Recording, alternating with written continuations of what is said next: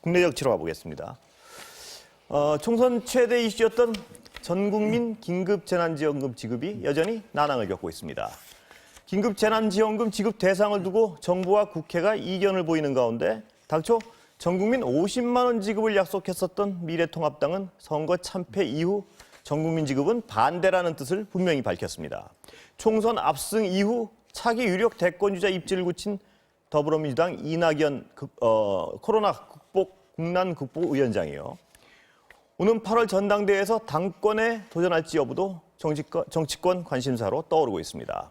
먼저 긴급재난지원금 얘기부터 볼까요? 코로나19 피해 극복을 위한 여야의 현금성 지원 대책인 긴급재난지원금.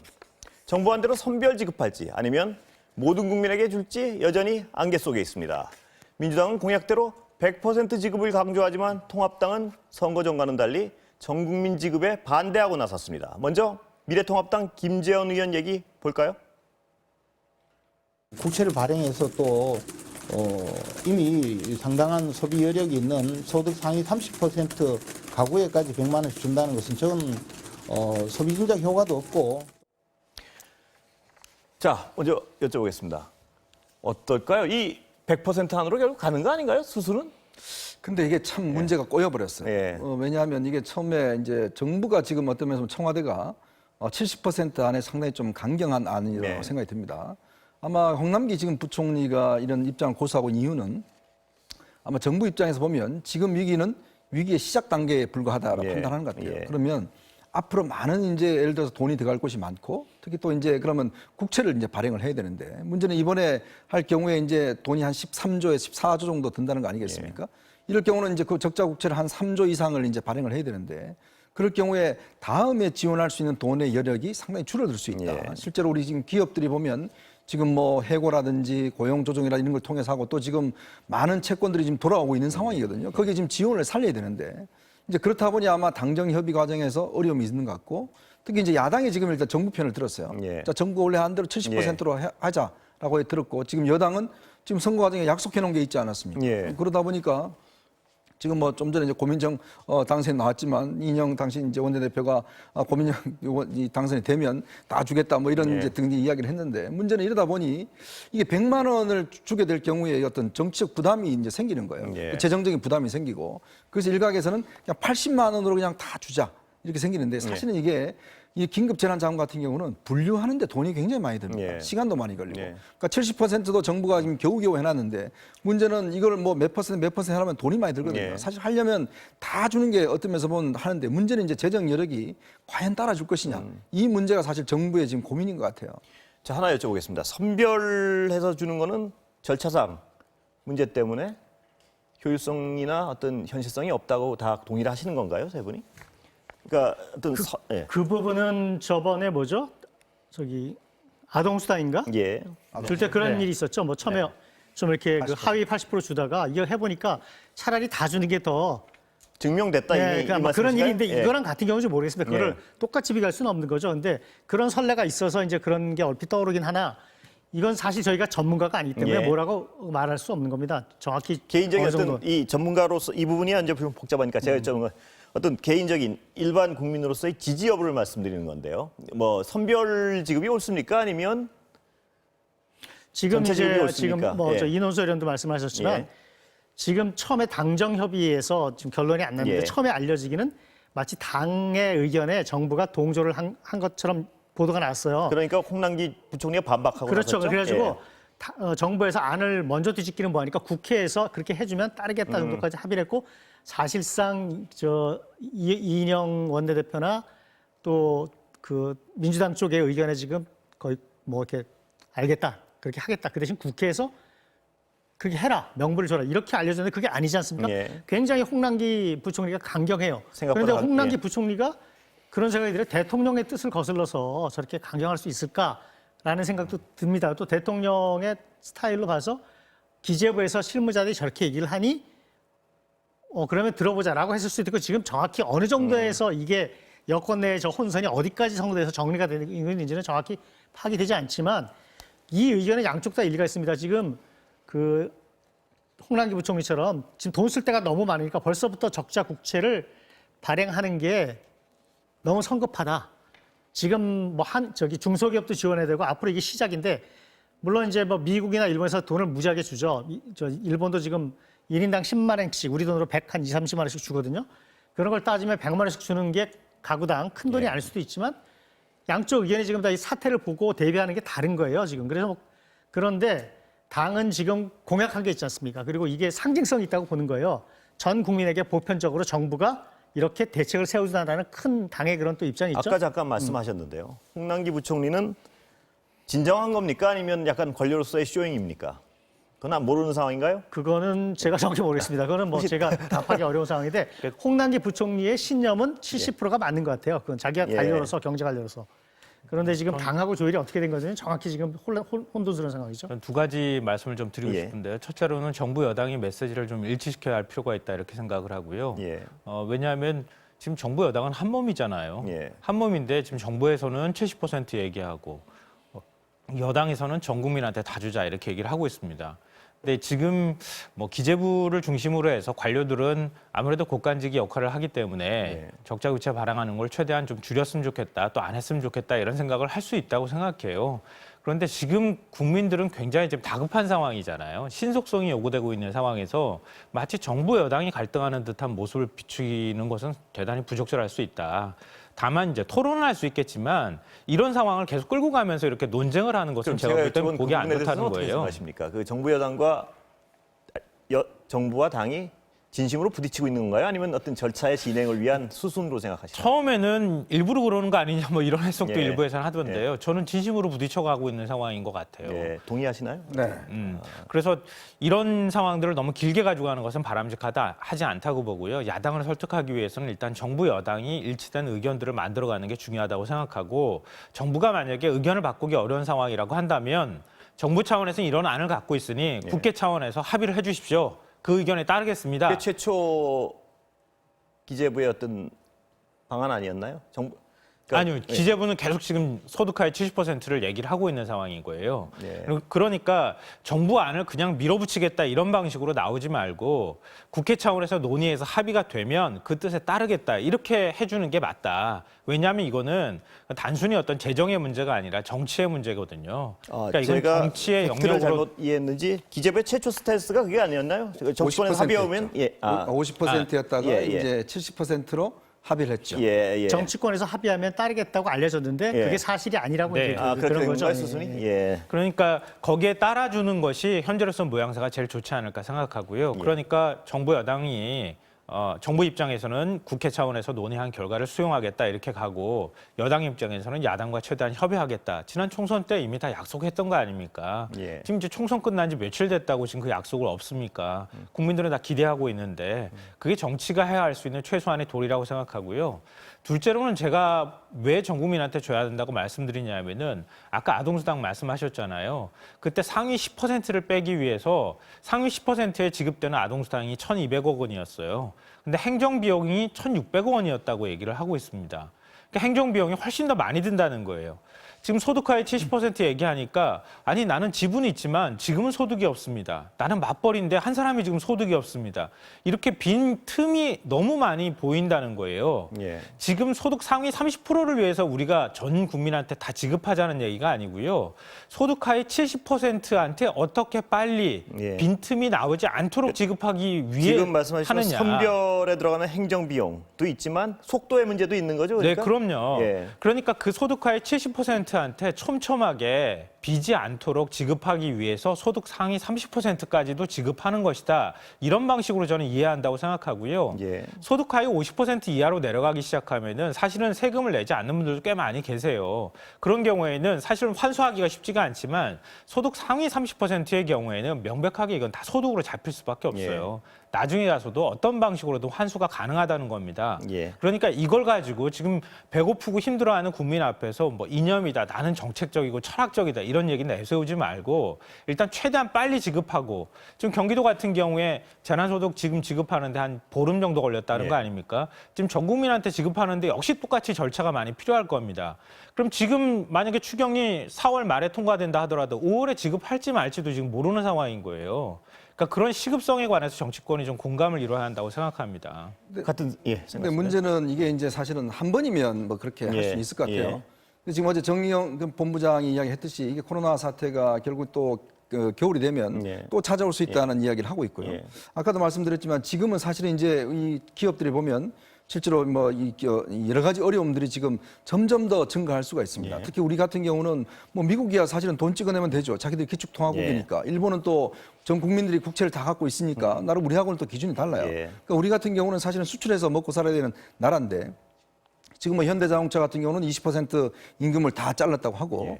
지금 실질적으로 현실화되고 있는 상황이기 때문에 그러니까 저는 속도는 빨라야 된다고 봅니다. 예. 그러니까 근데 문제는 진짜 어려움이 있는 분들한테 이분들한테 좀 많이 줘야 된다는 하나만 거예요. 여쭤보면 속도는 빨라야 되는데 지금 지적하시는 부분이 속도를 빠르게 하기 위해서는 선별을 하면 안 된다는 논리가 있거든요. 근데 예, 뭐냐면 지금 기재부가 50% 정도 되는 거는 이미 분류가 돼 있어요. 예, 예. 그러니까 기재부에서 50% 이하에 대해서는 나름대로의 분류 기준을 가지고 다 분류가 돼 있거든요. 예. 문제는 근데 이게 70%를 올리면서 이게 문제가 생긴 겁니다. 예. 그때부터 이제 뭐 건강 어려보험 뭐 등등 해서 이제 복잡한 이제 계산이 생겨버린 예. 거예요. 그러니까 처음에 그래서 왜 기재부가 50% 들고 나왔냐면 자기들이 50%에 대해서는 다 기준이 있기 때문에 이걸로 하면 빨리 할 수 있습니다. 그랬더니 정부에서는 80%, 당에서는 80%로 하자.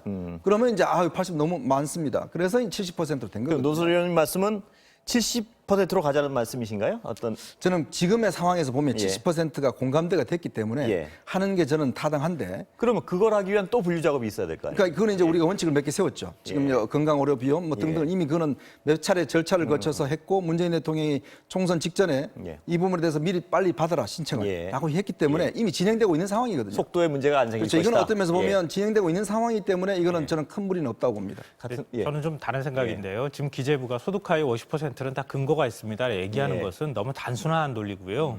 왜냐하면 소득하위 50%에서 지금 우리가 일반적으로 얘기하는 것처럼 복지 대상이 되는 그러니까 최저 수준의 임금을 갖고 있는 분들이나 이런 분들은 원래 복지 시스템으로 다 커버가 가능해요. 예. 그러니까 차상위부터 50% 사이일 거예요. 50% 이하를 지급한다고 할 때. 근데 그게 분류체계라고 하는 게 소득을 잡거나 또 아니면은 뭐 사업소득이나 아니면 근로소득이나 이런 예. 것들로 하는데 지금 우리가 우려하고 있는 점은 뭐냐면 특수고용직에 관한 문제나 비정규직의 문제라든가 아니면 소득이 있지만 소득이 지금 사라진 사람들의 문제라든가 이런 거라는 거예요. 예. 그러니까 기재부가 얘기할 때는 그건 지나치게 단순한 논리라는 겁니다. 그런 데서 바로 틈새가 생긴다고 하는 거거든요. 선별하기가 쉽지 않단 말씀이시죠, 소득하위 결론적으로. 70%나 아니면 소득하위 50%나 그것도 역시 마찬가지의 논리가 등장할 수밖에 없다는 예. 겁니다. 예. 그러니까 거기에서 나타나는 문제는 똑같이 노정하고 안고 갈 수밖에 없다고 하는 건데요. 그러니까 제가 앞서 말씀드렸던 것처럼 그러니까 전 국민한테 지급한다고 하면 저는 몇 가지 이제 방식으로 행정을 좀 분리할 필요가 있다고 보는데요.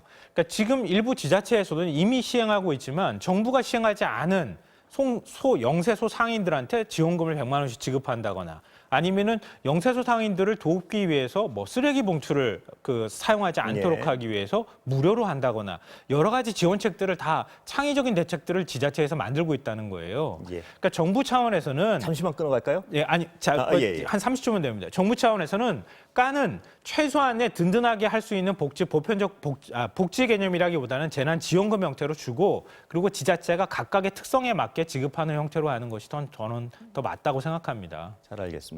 논소리 의원님 뭐 혹시 재반론하실 거? 예. 뭐 저는 일단 이게 지금 논쟁 자체가 사실 이렇게 돼버리면 예. 시간이 너무 오래 예, 걸려요. 예, 이게 그렇기 예. 때문에 이게 긴급이지 말이 긴급이지 예. 긴급이 아니거든요. 예.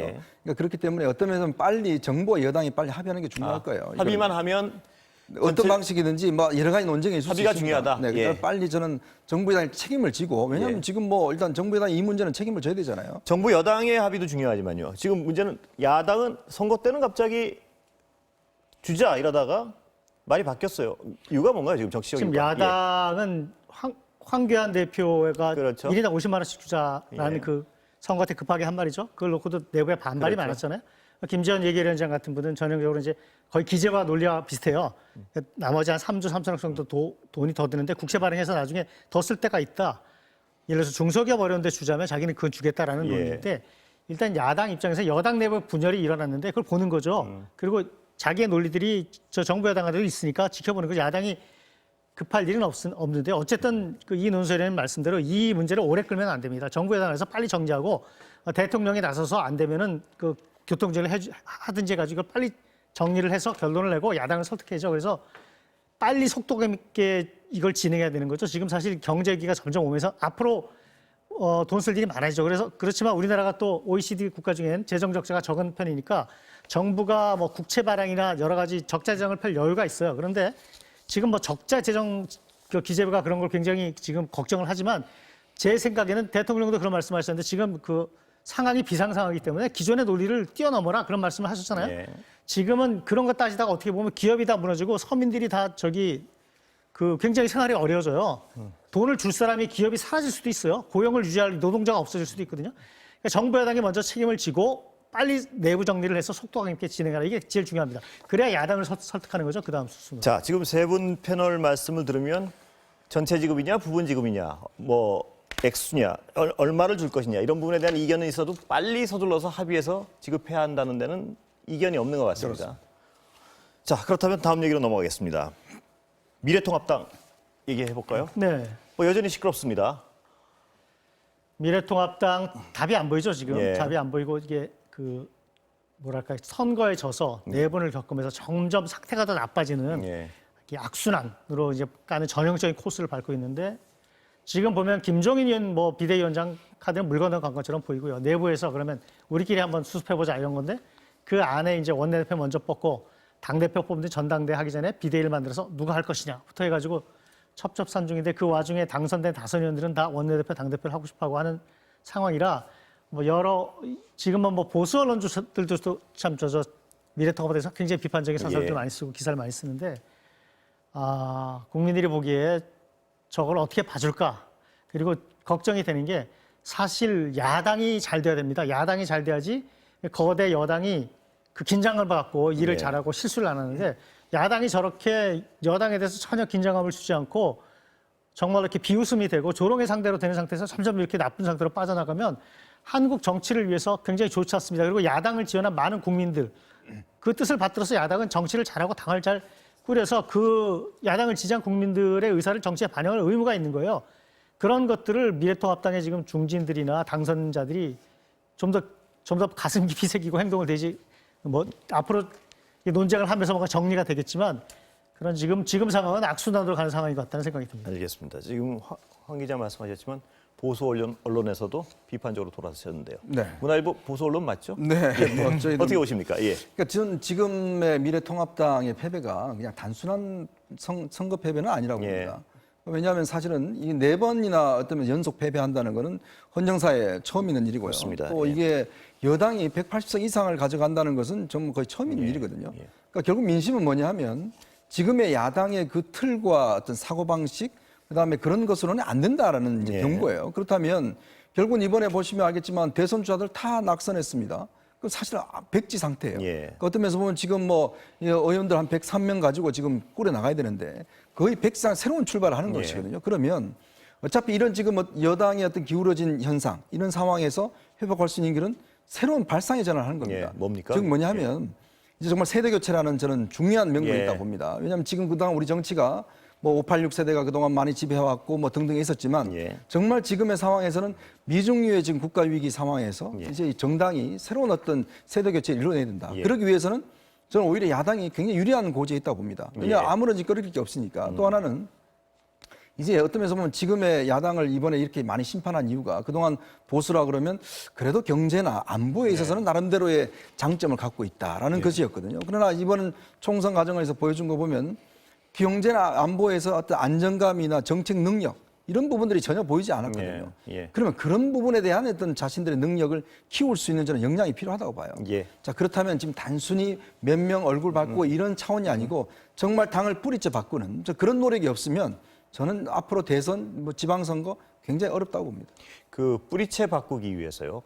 지금 나오고 있는 830 세대 주장에 대해서는 어떻게 생각하십니까? 저는 뭐 굉장히 긍정적인 이야기라 봐요. 예. 왜냐하면 실제로 이번에 어떤 면에서 보면 통합당이 실패한 이유가 실제로 새로운 세대에 대해서 감성을 읽어내지 못하는 거거든요. 예. N번방 예. 사건이라든지 예. 이번에 많은 말 실수한 거 있지 않습니까? 예. 세월호 문제라든지 이게 뭐냐면 결국 이 사람들의 생각을 읽어내지 못하는 거예요. 예. 그러기 위해서는 새롭게 살 수 있는 사람, 새로운 사람들이 나서서 당에 전면에 나선다. 왜냐하면 마크롱 대통령 77년생입니다. 예. 외부에서 영입해야 된다는 말씀이시죠? 외부보다는 예. 실제로 내부에서도 해야 되고. 내부에 지금 거의 근데 숫자를 보면 절대 그렇지만 숫자가 없지 뭐 않습니까? 일단 내부에 예. 이제 국회의원 중심으로 굴러가니까 예. 또 그런 노력과 함께 외부에서도 실제로 그렇게 할 수 있는 능력들을 영입하는 그런 노력 같이 병행돼야 되겠죠. 예. 어떠십니까? 근데 저는 뭐 세대 교체를 얘기를 하고 있고 다 좋습니다. 예. 다 좋은데 그냥 얼굴 간판 역할만 하다가 다시 또 내려갈 가능성이 굉장히 높다. 예. 과거에도 뭐 마찬가지지만 박근혜 비대위 만들었을 때 그때 이제 뭐 이준석 지금 최고위원이 당시에 들어가기도 하고 했지만 결국은 다른 사람들한테 눌려서 제 목소리를 못 내는 게 현실입니다. 예. 그러니까 단순히 얼굴만 교체한다고 해서 되는 문제는 아니고요. 예. 저는 지금 미래통합당이 너무 이렇게 쌓여있는 숙제를 한꺼번에 풀려고 하지 않았으면 좋겠어요. 잠시만 좀 이따 네. 듣고요. 관련 똑같은 말씀인데 미래통합당 김세현 의원 발언 듣고 가겠습니다. 가급적이면 저는 30대 위주로 가는 것이 맞다고 생각합니다. 저는 830 세대에서 우리 당과 함께 미래통합당과 함께 사회 전반적인 주도권을 새롭게 형성하는 이것이 각 여러 영역의 조직에서 이러한 빠른 세대 교체가 현재 위기를 극복할 수 있는 원동력이 될 수 있다고 생각하고요. 830이라는 것은 80년대생 30대 또 00년대 학번으로 구성되는 자, 들으셨겠지만 네. 이 방금 김 의원 말씀도 어떤 약간 껍데기만 가는 게 되는 건가요? 그러니까 그런 방식으로 가기보다는 예. 그러니까 830 세대라고 하는 80년대 태어난 지금 30대의 의견이 무엇인지를 좀 당이 비중 있게 받아들일 만한 창구나 통로를 만드는 게 일단 제일 중요하다고 생각하고요. 그렇게 해서 뭐 예를 들면 당대표나 이런 사람들을 830 세대를 세운다고 해가지고 당이 바뀌거나 하는 건 아니거든요. 예. 그러니까 당이 현재 놓여 있는 여러 가지 산적한 문제들, 예를 들면 보수의 가치를 바꾸는 문제, 그리고 어찌 보면 지지층, 그러니까 과거의 보수의 유산이라고 하는 것들하고 일정하게 절연을 해야 될 필요도 있는 예. 거예요. 그러니까 산업화 세대가 그냥 보수적 사고방식으로 우리가 얘기하는 것처럼 반공적 기치라든가 이런 것만 내걸면 무조건 표 찍어주는 시대는 이미 지나갔다는 거예요. 그러니까 그런 것에 있어서 보수의 가치를 앞으로 어떻게 미래지향적으로 지향을 만들어낼 것이냐 이런 부분들도 굉장히 중요하거든요. 그러니까 오늘 뭐 이제 그 현역 의원하고 당선인들까지 다 합쳐서 어떻게 앞으로 어떤 체제를 만들어가는 게 좋을지 또 투표를 하기로 했다고 하더라고요. 그러니까 그런 것처럼 하나하나씩 지금 의견들을 모아가는 과정이 중요하다. 그리고 그 다음에 비대위가 됐든 아니면은 또 다른 형태의 어떤 지도부를 만드는 체제가 됐든 만들고 난 다음에 그 안에서 의원들이 머리 맞대고 보수의 가치를 바꿀 수 있는 뭐 위원회를 만들든 뭘 하든 그리고 세대 교체라든가 3040 세대의 의견을 받아들일 수 있는 뭔가의 통로를 만들든 이러면서 하나씩 해결해야지 어떻게 당을 누가 한 명 들여가지고 갑자기 확 바꾼다고 바뀌겠습니까? 예. 과거 열린우리당 사례에서도 다 알 수 있잖아요. 그땐 집권했을 때도 4번이나 비대위 꾸렸고요. 당의장을 9번이나 교체했어요. 그래도 대선 패배했고요. 그 다음에도 2번이나 대선 패배하고 계속 그 당시에도 비대위 체제로 돌아섰거든요. 근데 결국은 정리 안 됐어요. 그런 방식으로 되는 게 아니고요. 새로운 인물들을 일종의 이제 대선이 얼마 남지 않은 상황이니까 2년밖에 남지 않지 않았습니까? 그러니까 새로운 인물들을 만들어가는 과정에서 좀 천천히 한 스텝 한 스텝 밟아가는 게 저는 더욱 중요하다고 생각합니다. 예. 그러면 시간 얼마 남지 않았는데 여당 소식 잠깐 볼까요? 문재인 대통령이 총선 직후에 민주당 지도부 인사들과 만났다는 소식 들어와 있습니다. 총선 이틀 뒤인 지난 17일 문 대통령이 이해찬 대표와 이낙연 국난 극복위원장, 이인영 원내대표와 청와대에서 만찬을 했다고 합니다. 자, 어떻습니까? 여당 분위기가 뭐 승리한 쪽이니까. 지금 들리는 얘기는 여당이 당초에 승리할 거라고 예상했던 의석보다 뭐 더 얻었다. 뭐 예. 10석 내지 20석 정도 그런 얘기도 나중에 들리지 않습니까? 예. 나중에 막판에 그 막말 파문이 번지면서 뭐 그런 얘기도 있고 그런데 대통령이 집권 후반기에 이런 국정평가, 중간평가 성격에서 이렇게 대승한 거는 유례문이죠. 그래서 뭐 분위기는 당연히 좋았을 텐데요. 앞으로 그러나 이 코로나19 위기, 앞으로 지금부터 이제 경제에 엄청난 아무도 지금 예상을 못하는 거 아닙니까? 그래서 지금 그리고 이렇게 국제 경제에서 일어나는 일들 뭐 석유값이 뭐 마이너스로 예. 내려가고 이런 그 사상 유례없는 일들이 일어나니까 아마 그런 일에 대한 걱정도 컸을 텐데요. 일단 뭐 여당 지도부로서는 그나마 그래도 유례없는 대승이었기 때문에 이 국민들이 실어준 힘을 가지고 앞으로 국정을 어떻게 헤쳐나갈지 지금부터 시험대 선 겁니다. 자, 마지막으로요. 예. 네, 그러니까 뭐 어차피 이제 당내가 워낙 사람이 많아졌다 예. 보니 좀 뭔가 원보이스, 즉 하나의 목소리를 하는 것들이 중요할 겁니다. 지금 뭐 열린민주당이 뭐 검찰 쪽하고 뭐 등등 여러 가지 이야기 있으니까 그걸 좀 진무하는 문제. 또 그리고 이제 아무래도 새로운 리더십을 나오는 문제. 지금 이제 8월달에 전당대회가 예정이 돼 있지 않습니까? 예. 아마 그런 부분 관련해서 이제 이미 물밑에서 사실은 차기 이제 당 대표와 또 차기 원내대표 뭐 이런 부분에 대한 경쟁이 있는 거거든요. 그러니까 아마 여당 입장에서 보면 이제 어떤 면에서 보면 새로운 이제 리더십을 만들어 나가는 과정 이것이 이제 어떤 면에서 가장 급선무가 아닌가 그런 생각이 듭니다. 예, 오늘 말씀 감사합니다. 정치와 오장용 오늘은 여기까지입니다. 김성환 정치평론가, 이현종 문화일보 논설위원, 황혜진 MBC 선임기자 세 분과 함께했습니다. 오늘 말씀 고맙습니다.